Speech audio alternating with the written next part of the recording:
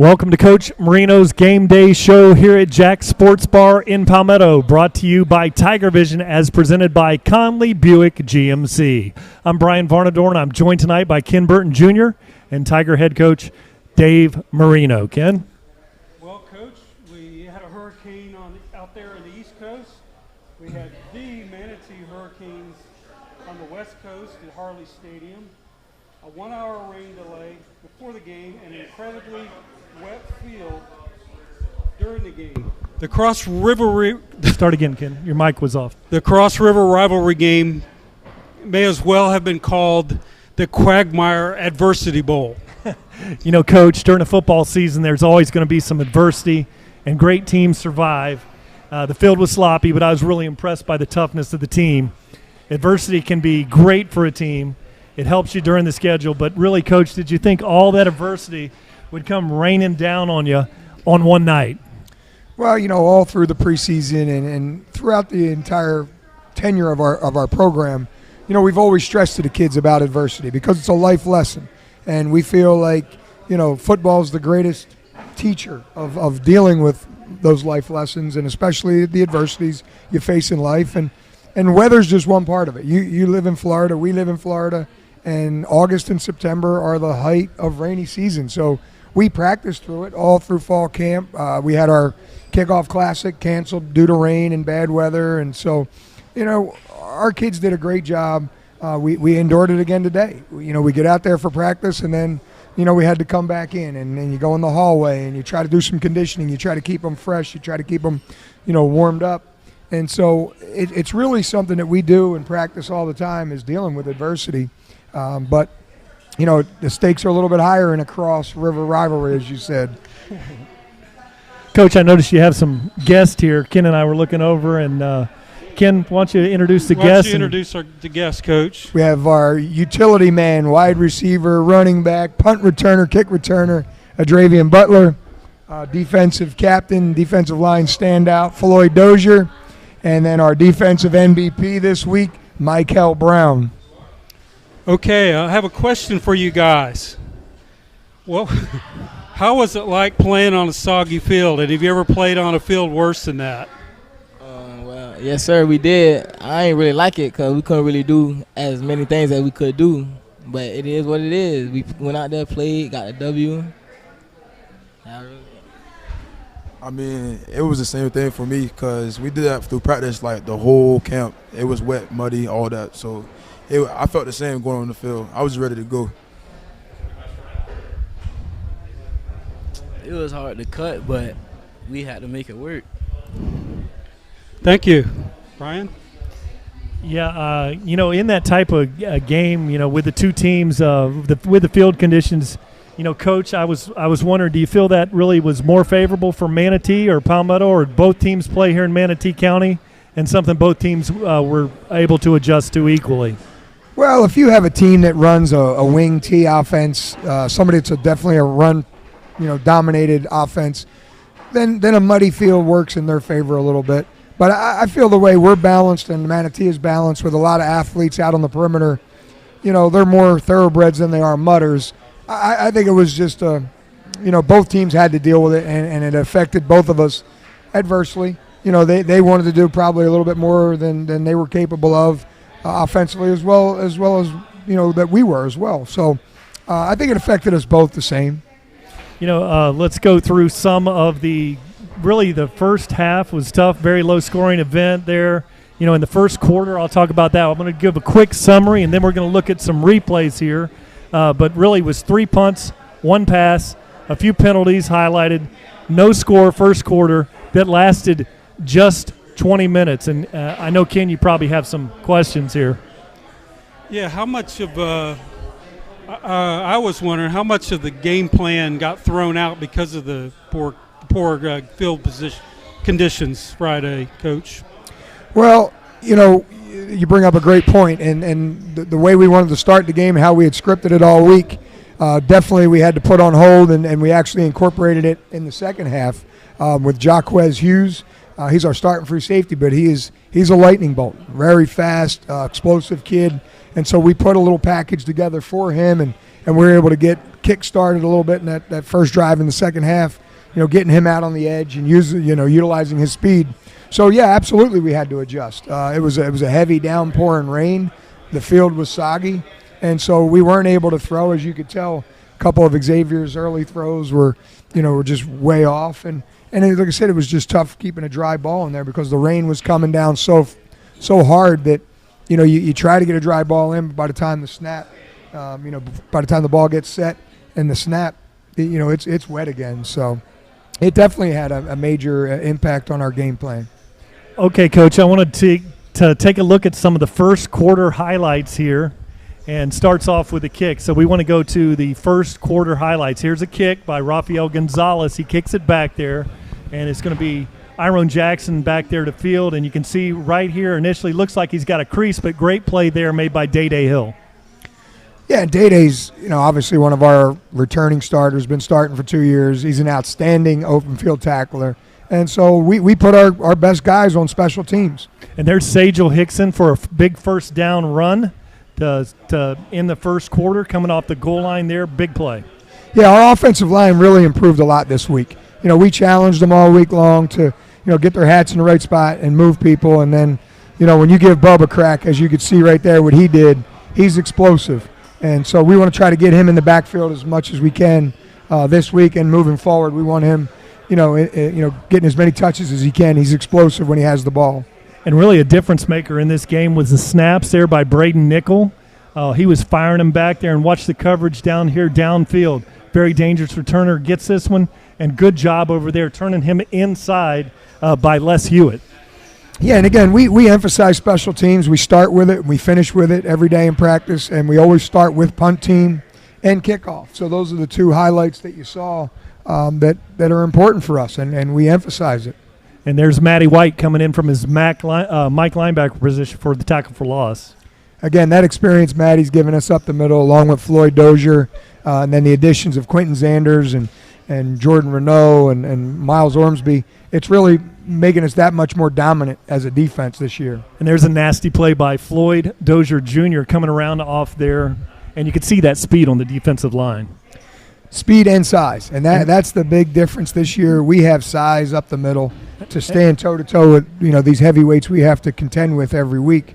So that's really been the big difference. Floyd was there last year, but we have a lot more size up the middle, and then obviously the experience with Matty Wyatt.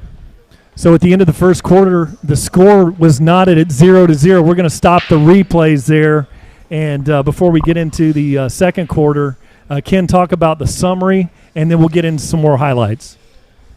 Okay, thank you, Brian. 0-0 after the first quarter, as you mentioned. Manatee musters a drive from their own 31 with the help of 3 key Tiger penalties, Coach, and I want to ask you about there. There was too many men on the field. There was an unsportsmanlike conduct and called for a helmet-to-helmet, which keyed that drive for them to get down the field.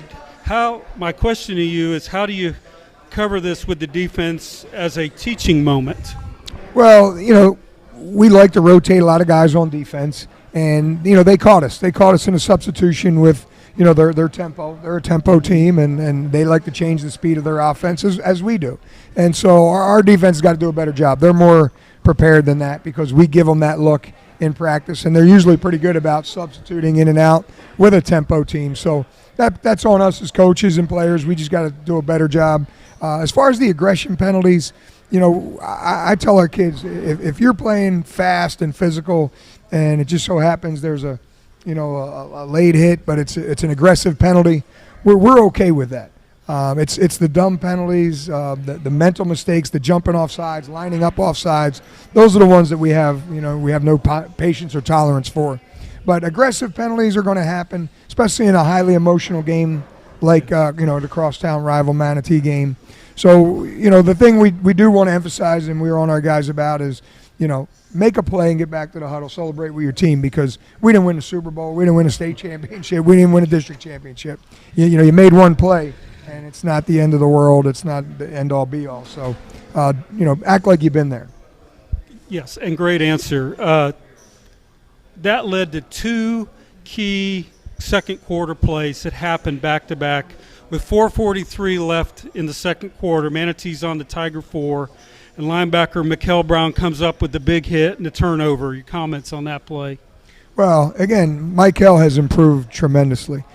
He had limited action last year, but he had worked so hard this offseason, improving his strength and his speed and his agility and his toughness.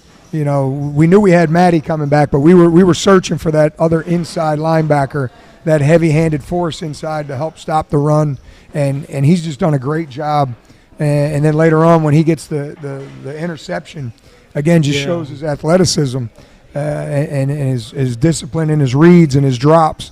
So I can't say enough about Mikel and how much he's improved this season, because it was definitely a need that we had, and he's filled that need so far.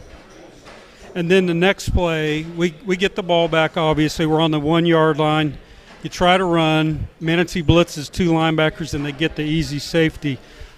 Obviously, there's not much in the playbook on the 1 yard line, but was there another play you thought of, or if I could have had this back, I would have done something different? What were your thoughts?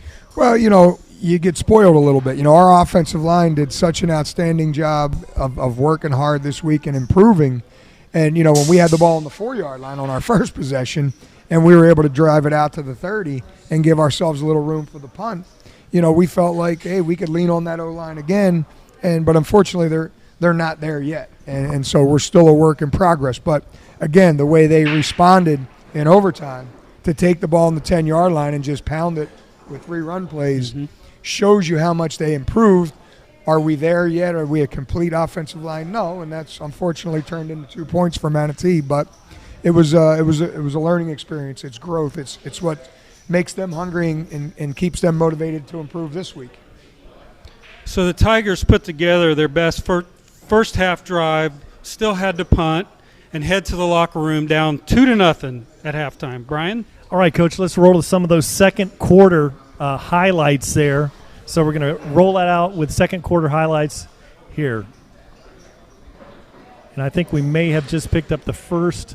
Yeah, I think that's the first one. That's the first quarter. So we need to roll forward. And so to the second quarter highlights, you know, the one that was on my mind was the Mikel Brown highlight. You know, he read a slip screen, and we're going to get to that second quarter action here in just a bit. But Mikel did a great job in dropping and covering that back out of the backfield on the slip screen, and hopefully we'll be able to cue that up here at the end of or the beginning of the second quarter. Here's the end of the first quarter, and now we're going to open it up with the second quarter highlights. Great job out there in the truck, Christian. So you see the little slip screen out there, and Mikel coming out there, sniffed that one out. Great job there. Well, we're a heavy screen team ourselves, so our defense is seeing, you know, those plays against us in spring football and in fall camp. So it's something that they're definitely well conditioned for. Here, really one of the big plays of the game. Mikel comes in there with a big hit on the back. Ball comes out on the 1 yard line, and Mikel was able to pick that one up, gather it as he was coming off the ground, and may have been able to. He gathers the ball, comes out of there, and gets to the 16 yard lines, but he was spotted down at the 1. Big play by Mikel. Well, again, it's a credit to their intensity, and they're never giving up. You know, it would have been easy for them to lay down when the team gets to the 1 like that, but to fill the hole like that and always believing that we're going to shut the door. Again, you can't ask for more effort and mental toughness than that. Then we come out and have a safety, and really had a nice kick here by Rafael Gonzalez. You know, he's kicking from with a very long field out there. Great returners out there for Manatee. Iron Jackson trying to crease that one. Big hit there by Devion Cummings. Yeah, and he's been a heavy hitter for us ever since he started playing his sophomore year. And so, you know, we know what we have on defense, and we do. We have a lot of heavy-handed kids that like to hit, physical kids. And as long as they continue to bring that intensity every Friday night, you know, we're going to have a chance, because the offense is starting to improve, and we're going to see vast improvement, I hope, this week as we continue to grow as an offense. Christian, stop the replays out there in the truck if you can stop that, and we'll go back up to the punt, because that was the beginning of the third quarter. So at halftime, your halftime score looked like a baseball score up there, 2-0 on that terrible, soggy field. Well, you know, we told the kids, you know, we had some bad field position.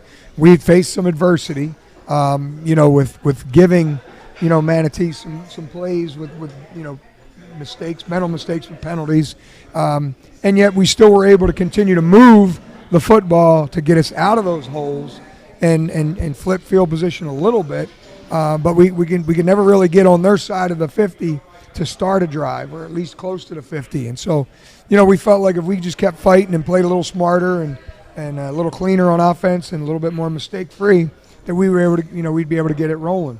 And we did that. Unfortunately, there was, again, it's just one of those things where you get rolling and you have a penalty, or you get rolling. We drove the ball down to the one, and then we fumbled. And it's just so, again, we faced adversity, but we just kept hanging in there, because we knew what we're capable of, and we knew we weren't playing to our ability. And so, we just stayed the course and believed in each other that we were going to get it done. Well, we're both Manatee County guys, but let me tell you, when it comes to Ken Burton and I, it's all about Palmetto, one team, one town, and we got some fun questions here for the players. Yes. Okay. Manatee, Palmetto, big rivalry. A smaller scale of Florida State, where you have families that will not talk to each other until that football game is over. My first question to you three gentlemen, do y'all have any split households in your family where you've got some Tiger fans and some Manatee fans? So share that with us. Well, Bubba? my daddy, he came from Manatee. He been wanting me to go to Manatee forever, but I told him I wasn't leaving. Coach Marino, all the people I've been with forever, so I just stayed with them. And my boys, yeah. Stayed with them. Try to make statement for the fans this season, my last year, my senior year. That's really it. Yeah, we're sure glad to have you, and we're going to pass it down to Floyd. I never really had any split between Manatee and Palmetto. It's been all Palmetto in my family. My family went there, so yeah. So that's All right. pride, so that's all I can say. I had a brother that went to Manatee, so at first I thought I was going until my dad chose Palmetto. So now we play for Tigers. All right, guys, and Splits and one Tiger through and through. I got another easy question for you guys, players. Growing up in Manatee County, I know Kenny and I, growing up in Palmetto, did y'all dream about playing in that Manatee-Palmetto game? Did y'all dream about that when you were younger? Oh yes, sir. I've been going to the games back then, 2011, when Manatee been winning everything, and I just wanted to play them so bad. Got the chance to play them 3 times. 2-1 out of every time we play them. Just love playing them. Yeah, when I was younger, I used to always go to the game, especially when they were all packed. I always used to want to play. And I got the plays, and it feels great. Yeah, around 2012, I used to always go to the games because I had a cousin that played for Palmetto too, and I just always wanted to play in it. My memory, Brian, is when we were playing basketball for Butch Hughes, and we would go play Manatee over there. It was like old home week. When we'd go out on the court, there was 9 of us there from Palmetto, it seemed like sometimes. Every time. Yes. 9 of the starters on both sides. So, yeah, it was like going to the Palmetto Boys Club again. Yes, because we all grew up at the Boys Club. So we move on to the third quarter now. It continues to be a defensive battle with each team recording an interception. Manatee does go 9 plays for 31 yards, keyed with 2 Tiger penalties and 2 Iron Jackson catches. So Manatee kicks a 36-yard field goal to take the lead 5-0. My question for you, Coach, coming out after halftime, before we look at the highlights, the center quarterback exchange was a little off during the first half, and the line was struggling. But when they came out in the second half, and you alluded to this earlier, they seemed like a different unit. What adjustments did you make to help them play more successful or better? Well, again, we have 3 new moving parts to the O-line. Obviously we have Lee Matthews and Ryan Cotton returning, but Kaiwan and Jay West, and then you put in Juliana Shatilla. I mean, that's tough. So when you put 3 new offensive linemen in, there's going to be a progression. There's going to be a process that you have to go through. And in every series, they get better and better. And it starts in practice. You could see them every day in practice. Every rep they get, they just keep getting better and better. And so we knew that, they're going to be better in the second quarter than they were the first, and they were going to be better in the third than the second, and so forth and so on. And, again, what they did in the fourth quarter just goes to show you how much confidence they had. And then, Bub, you could just feel the passion and the want and the will to win. He came into the huddle. He's like, Coach, just give me the ball. And so we did. We put him in a tailback, and the O-line gave him some space, and he just was not going to be denied. And I think that, along with a lot of the other guys that have been around the block a few times and have had success and beat, Manatee their sophomore year, I think that you just felt that confidence that we were going to win the game. It didn't matter what happened, how much we were down, we were going to win the game. Whether it took 48 minutes or more, they never lost their faith and confidence they were going to win.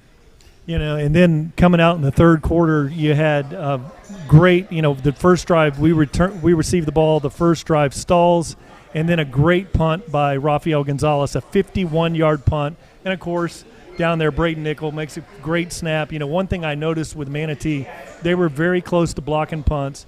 And without the pace that Braden Nickel had to snap, they probably would have got a couple in the game. So let's pick it up with the third quarter highlights. You're going to see in the third quarter and then obviously into the fourth quarter, we had our shots. We had wide open guys, and just Xavier's just missing it a little bit with his throws. But, if we connect on a couple of those, there's 2 touchdowns. LeJante Wester's punt return, was a touchdown that got called back. So, I think, we're just right on the cusp of really putting some points up, and we're just going to continue to work and get ready for this week. Yeah, and there we get Jaquez Hughes gets the interception. The ball was tipped there, and great rush there, which you didn't see on that replay, was Floyd Dozier back there on the quarterback, forcing the errant throw. Yeah, and again, Jaquez has been a great addition to our back end, along with Raekwon Crawford and Damon Hill and Ellison Bradley and Gabe Avendano. I mean, we're deep. We're very deep defensively at all positions. Ellison gets the tip. Yep. And then Jaquez back there. So we had Dozier, Bradley, and then to close the deal, Jaquez back there making a great play.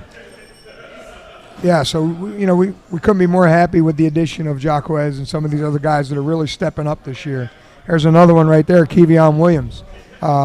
He's been a great help and great addition to the defensive line. So, we have a lot of new pieces on defense that are really playing at a high level. Big 3rd and 9 play here. And check that out. They're again batting the ball at the defensive line. Did that a couple of times. Yeah, he was all over it. Yeah, he does a great job with that. He used to play wide receiver growing up, so he's got great hand-eye coordination and ball skills. And then Ormsby makes a play here. I called Avendano because I couldn't believe a 61 would be running that fast. Great play by Ormsby on this one. And again, that's a credit to our D-line coach, Coach Walls, and Coach Brazelton, the way they develop these kids technically, and then their effort and unselfishness. We rotate 4, 5, 6 D tackles in the game, and that helps keep them fresh and give them that extra step to beat an offensive lineman who might be tired in the second half. So stalls the drive down there. Great stop by the defense. They do get a long field goal by their Axel Lafro. Manatee goes up 5-0. Now we're going to look at a run by Adravian Butler. Yeah, and that's what I said. He's explosive, and we just got to get him the ball as much as we can. But then again, the offensive line created a pretty nice hole there as well, and so that's again improvement by our offensive linemen, and you're just seeing it right there with I think that's Sajel Hickson. So those guys are getting some cracks now, and that's just again the perseverance of the O-line to just keep working and get better. So that ends the third quarter with Tigers driving but down 5-0, and they pick up in the fourth quarter and they respond with a 9-play 75-yard drive, taking 3 minutes 20 seconds off the clock for the first TD of the game in the fourth quarter. 2-point conversion intercepted. Palmetto is up 6-5 in the fourth inning. With 6:11 left on a 3rd and 9, Williams connects with probably what I thought was one of the best plays of the game with number 81, junior wide receiver Zorian Weathers on a 58-yard slant. Well, as coaches, you're always trying to look for that advantage or that adjustment, and that was something we saw. They had two high safeties, but those safeties were sniffing, and they were coming up in the run game. And as we started to have some success with the run game, that forced them their hand even more. And so when we saw that, we took our shot over the top, and so nice. and that was one Xavier didn't miss on. I mean, he threw a dime in there, and that was big. And that's what we're hoping, that if he can continue to gain confidence, and when we dial up those plays and guys are open, that he could start hitting them and not overthrow them. So at this point, the game gets crazy. Manatee's offsides on a 4th down field goal attempt, but we fumble it right back to them. And again, that's the adversity that we talk about. And again, but our kids never stopped believing. They just knew they were the better football team, and they worked harder, and they were going to not be denied. And so no matter what happened, all the adversity we faced, a great drive like that, as you mentioned, to fumble and turn the ball over down inside the 5-yard line as you're going in for the touchdown, it was heartbreaking, but it's what it is. So Manatee gets the ball back, and then Mikkel Brown with the big interception takes it to the 5. Bubba Butler scores, makes it 12-5. PAT hits the right upright, and again, just another adversity. What could have went wrong Friday night for us. Raphael's been a solid kicker for us for 2 years, and it's just one of those things. It's going to happen, and you just gotta keep moving forward, and and not get down on the guys, but pick each other up. And and I told Raphael, I said, hey, this might come down to a game-winning field goal. You're going to get a chance. And you're going to redeem yourself. We have all the faith and trust in the world in you. And like I said, it didn't come down to that, but it could have. Yes. And then Manatee at the end of the game goes 78 yards on 7 plays with the 37-yard score and play to Iron Jackson. So, Brian, you want to roll the highlights? Let's roll the highlights from that fourth quarter. And again, we knew Manatee had explosive athletes. They always do. So we knew it wasn't going to be easy. We knew they weren't going to lay down and die, and they didn't. They came and put together a heck of a drive, and Iron's he's a winner too. Yes. And so we knew we were going to have to keep battling. But again, just like last week against the Tullifil kid, you could slow him down, but you're not going to shut him down. No. The great players are going to get their plays at some point. Yeah, so fourth quarter highlights, talking about that. We'll see some of that, and then we got into the overtime, the very exciting close of the game. But fourth quarter highlights, Christian is working on that out in the truck. Well, while we're doing that, here we go. They go. Go ahead, Brian. And so here's Xavier Williams, goes to the 1-yard line, and it's good to see Xavier on that zone read, keeping the ball, Coach. Yeah, and that was something that we worked on all week. We emphasized to him that, hey, you got to be more involved in the offense, running it as well as pulling it and passing it. We run a triple option RPO system, and we were only hitting on one third of the system, and so you're not going to have much success with that. So he embraced it, he worked hard on it, and he did a good job. And there's a QB sneak by Xavier Williams there, and so Palmetto now leads the game 6-5. Yeah, no, it was a great drive. And again, credit to the kids just sticking to the course and believing in one another. And like I said, Xavier missed on some throws, but he hit that one to Zorian, Gathers to give us that spark to get us down there. And like I said, that was confidence. So and Braden Nickel there, and we had Gabe Avendano come down on the kickoff return. Great coverage there. Now Manatee gets this one, and a great play is made there by Kendall Reynolds coming off the edge, doing his thing. Yeah, again, defensively, on the edge, we got Kendall Reynolds, we got Quentin Rue, and we got Kevion Williams. That's a 3-headed monster right there that keeps them fresh, enables them to go all out, 100% effort on every play, and it wears down an offense when you're rotating in guys like that. Then you have another great punt return by Jonte Wester, and it's called back there. And now here's a big route there, and that's Gethard's there. That was a 3rd and 9 play, Coach. Yeah, big play in the game. Again, that's what we're hoping to see more out of Xavier. Hitting on those throws, those guys that are open. And like I said, he's going to continue to work hard this week. So we look forward to him to have even more improvement this week against So look Riverview. at that. It's kind of a cover 2 look there, and he splits it right between the 2 high safeties. And again, Beautiful. the safety was sniffing up. Yeah. And great job on the O-line, giving protection. He had a nice, clean pocket, and he delivered. And that's what we expect more of out of Xavier. Here's the guys at the end of the table. Floyd Dozier pressures a quarterback, and then it's picked off by Michael Brown, takes it down. Great play, guys, at the end of the table there. Yep. And again, our defense playing hard, giving us opportunities. And, like I said, we just got to continue to work offensively to capitalize on those opportunities and turn them into 7 points. And like I said, we're going to continue to improve on that.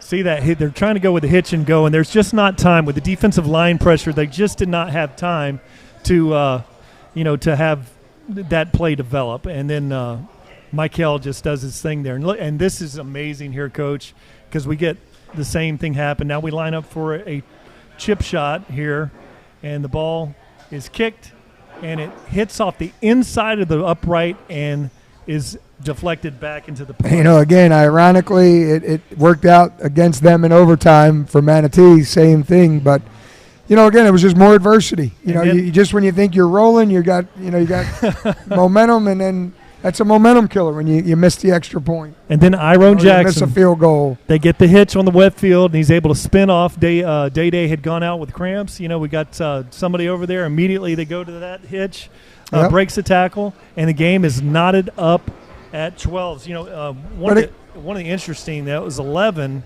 and you're wondering, is Manatee can set that up? It's 12-11 at that point before the extra point. When I'm watching the game, I'm thinking Braden River, he's going to go for 2. Were you surprised that Manatee went for 1 on this? No, because of the way the game was going, it was back, it was forth, and our defense had been pretty dominant. Other than that drive, all the rest of their drives were pretty much mistakes on our part, either a late hit or a penalty, a celebrating penalty, a taunting penalty, and those things really kept their drives alive. So I think it was more of, not so much confidence in their offense as he did in their defense, because offensively we had so many miscues. So I think, the way the game went, the way the night was, with so much adversity and sloppy play, I think it was the right call for him to kick the extra point and then, give you a new fresh start in overtime. So before we get into the overtime, I was wondering, have you ever, in a game on that side of the field, have you ever seen a kick hit the same right upright in the same quarter? Well, first, you got, again, hats off to our defense. They started on the 10, as all Kansas tiebreakers do in the state of Florida, and to end up getting pushed back the way they did was a credit to our defense. And then, that makes that field goal that much more difficult. So couldn't be more proud of our defense and the effort and the fight and the never die attitude that they have, always believing, and just that refusal to lose by our defense really set that up. And then our offense fed off that, after having the opportunity now to just go win the game, and the O-line to say, Coach, put it on us, and for Adravian and, to get in there and say, Coach, I want the ball. And like I said, you just saw the will they had. And that's the beauty of football. If you can't hit a curveball, it's tough to play baseball. Baseball is a game of skill. Golf is a game of skill. Football has skill, but football is also more a game of will than it is skill. Yeah, and so, like I said, I just think we had more will and want to than Manatee did to win the game. And really, that D-line on the last series there in overtime, there was a couple plays there. You had the batted ball, and then the play by the freshman, 6'3", Jordan Renard comes in there and has a 3-yard loss before the kick that hits the upright. If there's no 3-yard loss, if it was a neutral gain on the play, that field goal is good. Yeah. So what a big play by a freshman there on your defensive line, Coach. Very impressive. Yeah, that was truly amazing. So you stop Manatee, and then you talked about just getting Bubba the ball and letting him do his thing. And we were going to go with Sajel just because he had fumbled, and we wanted to get him back in the saddle.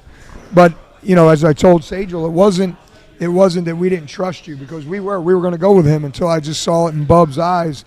And he's a senior. He only had, this was it. He only got one shot as a senior left at Manatee, and so we wanted to try to lean on our seniors as much as possible, and so that's why it was a quick decision by me to put Bub in, and don't regret it.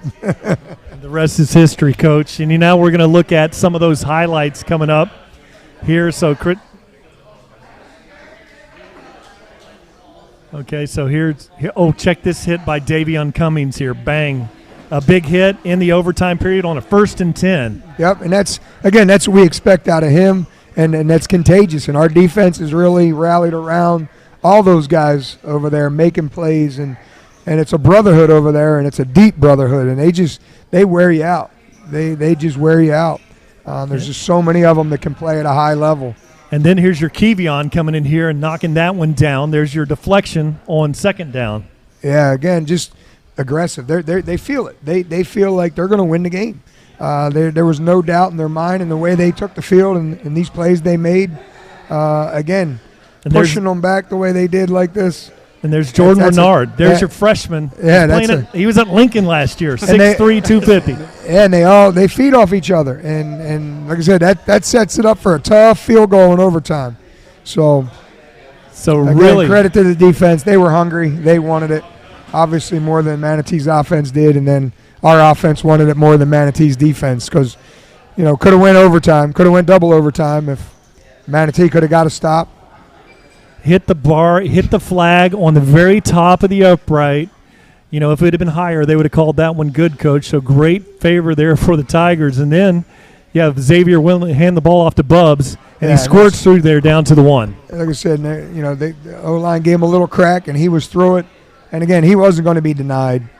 Really a good block that time by number 55 out there. Check this right seal there. block. You see that little cutback lane? Yep. Bub's got great vision. He saw it. He hit it. And that's just, it's a wrap. And then Zay Williams for the quarterback sneak for the 18-12 victory. Nice little bush push by Butler back there in the backfield, kind of making sure he was going to get there. And I saw it in his eyes when we were in the huddle before we took the field for overtime. He was not going to be denied. He and a lot of the other guys on the team. And just like I said, couldn't be more proud of these guys and sending the seniors out with that Manatee win. So happy for the community of Palmetto. Palmetto's a great place. I've said it over and over and over again. And we ask kids to just stay and believe in us as coaches, and we'll put you in the right spots and we'll coach you up. And they've done that. They've bought in. They stayed. So we delivered. We won. But now we got to keep going. This year it's about being champions. And so, Riverview's going to be a tough test. And it's going to be the next one that we got to take on. So before we get to Riverview, this senior class goes, 3-1 against Manatee? 2-1. 2-1 on the varsity. Yep. Okay. And then, freshman year they won. JV they won. Yep. Yes. Yeah, I figured that. Yep. May I say something, Ken? Yes, sir. Stay in play, one team, one town, let's go. Absolutely. One town, one team, absolutely. Let's go. Yeah, absolutely. So we moved to the Riverview Rams. They are 1-1 coming into Friday night. They beat Braden River, our arch rival, 35-28 last week, and they lost to a team we will probably see at some point, hopefully in the playoffs. 4th-ranked Naples, 29-28 at home. Doesn't get any easier. You have 2 straight wins over the Rams. You came back 17 points or so last year, and then a blowout in the spring. You're hitting the road, so they are going to be geared up for the Tigers at the Ram Bowl. Well, again, and let's start off by talking about the new playoff format, which has now been the catalyst for these big marquee matchups every week. As you say, Riverview's 1-1. Braden River and Manatee are both 0-2. Well, those are 2 dang good football teams that are 0-2. But that's what happens when you play such a difficult schedule. And everybody has to do it now. We've always done it because I always felt that was the best way to prepare your team. But now everybody has to play a tough schedule. Every week, if you're a high school football fan, there's marquee games everywhere, and there's probably 2 or 3 in your own county, and that's what the FHSA wanted, to give people in the state of Florida great high school football. So yeah, Riverview's 1-1, but again, losing to Naples by 1 point, again, just shows you, because Naples is a powerhouse state championship program. So, it's going to be a challenge. Anybody that saw the spring game, please don't believe the hype. They're a totally different team, as are we. And that's why it's a spring classic, and now this is a real regular season game. So they have 2 new running backs that they didn't have in the spring game. So our defense has got to be up for that challenge. If we go in there half-stepping, shame on us, because Riverview is a very good football team that was state semifinalist last year, and like I said, now they're 1-1, only losing by 1 point to a state champion, perennial state champion in Naples. So, we're going to be ready for the challenge. Yeah, no, I hope that the players, nobody's buying into that. Had a 44-24 spring win. Well, the spring game doesn't mean anything, guys. No. So that means very little. They're going to have a big back go at us, Coach. And like you said, well, they're home. They're home. Yeah. So that's always going to be something you have to deal with. And it should be a great atmosphere. It's going to be a beautiful night. Knock on wood. I think the rains will be cleared out. And so, like I said, it should be a great crowd. The Ram Bowl is very tradition-rich, as is Hawkins Stadium and some of the, the big-time venues in this area. So I'm excited for our kids, the opportunity to play on a big stage week in and week out. It's just another challenge, and we're ready for it. Okay, Ken? I think that's all I had. Guys, I want to say thank you for representing the town of Palmetto. It's something I'm extremely proud of. One thing, Coach, with your schedule over the years in Tiger Vision is presented by Conley Buick GMC, week after week after week after week. Yes, these young men are going to be up there. We're going to be able to see every play, but there's going to be competition there. Absolutely. So one thing, it's not like you're, running for 280 yards rushing and you're not playing anybody. Anytime that you watch the Tigers, it is against real stiff Suncoast, Florida competition, Coach. And I appreciate over the years you guys doing and taking the challenge and actually putting those big teams that on the schedule makes for some great football, Coach. Thank you. Well, it's been my pleasure. It's been a philosophy that I've always had, and it gives our kids a chance to showcase their talents. Everybody wants to get recruited. Everybody wants to get offered. Everybody wants to play at the next level. So when you play the best of the best and you can perform at a high level and compete and maybe dominate or have success against those opponents, it helps in the recruiting process. So we always want to just give our kids the best opportunity to not only win for the team and the community, but also help themselves move forward in life with maybe having their education paid for at the next level. Well, Coach, thank you. With Coach and the players, one thing that you do for the town of Palmetto is represent, and we greatly appreciate it. I want to thank you all for watching the Palmetto High School Coaches Show featuring Coach Dave Marino on Tiger Vision, as presented by Conley Buick GMC. Folks, you got to get down here. We're doing these programs on Tuesday night. You got to come down to Jaxx. The wing and French fry specials alone. Forget us, right? Come down, get a 20 basket of 20 wings, get a basket of fries free, right? Yeah, and it's fantastic here at Jaxx Sportsbar, and the big Palmetto High scoreboard is here on the wall. You can see that. And as always, we hope to see you here, and we hope to see you all at the Ram Bowl this Friday night in Sarasota. One town, one team. Go Tigers. Yes, sir.